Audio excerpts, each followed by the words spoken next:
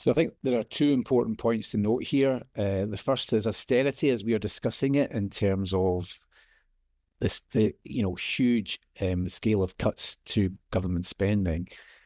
That and the impacts of that have never gone away. So in terms of all the measures implemented from between 2010 and 2024 by the first Conservative Liberal Democrat coalition government, and then by subsequent Conservative administrations, entailing these cuts to public spending on really vital services via cuts to local government funding and also cuts to social security.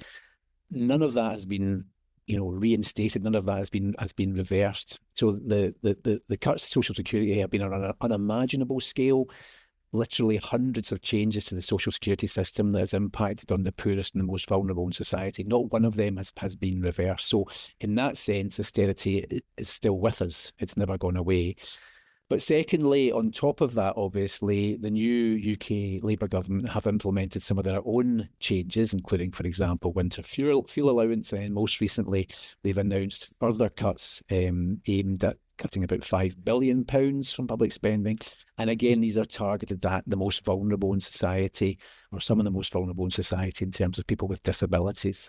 So in that sense, I think it's very clear that you can say that Labour is governing in a period of continued austerity in that sense. And just to add to that, one of the things that the UK Labour government Chancellor, Rachel Reeves, has implemented has been the so-called fiscal rules.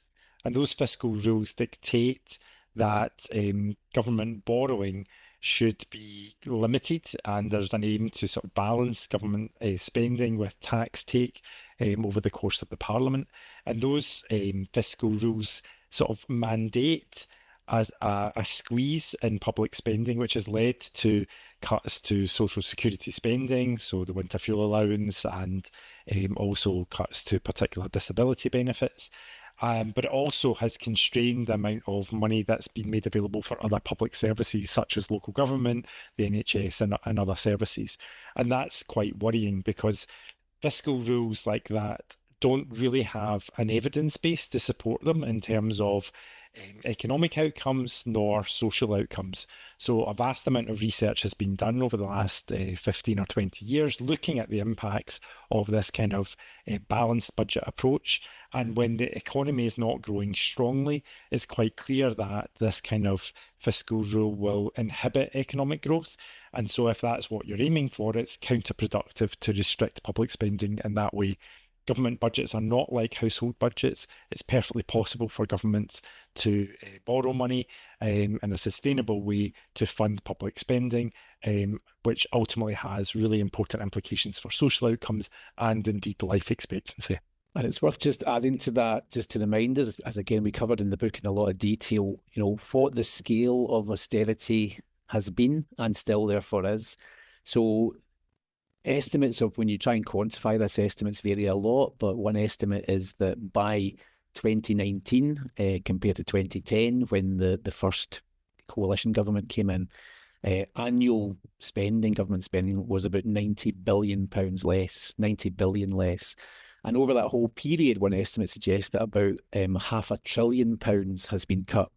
And that, as I said earlier, impacts on the services that people need and rely on, and also on social security provision to help those in need.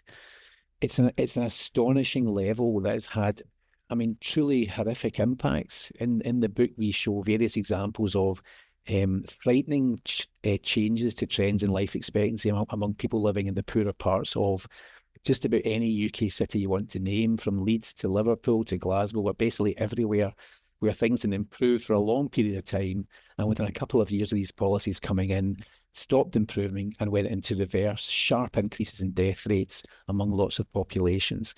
So the really horrible and frustrating thing is that all that evidence is now there and available to UK government ministers to understand what the impacts have been, and yet they have still chosen this continued route of further cuts on the populations that should never be targeted in this way.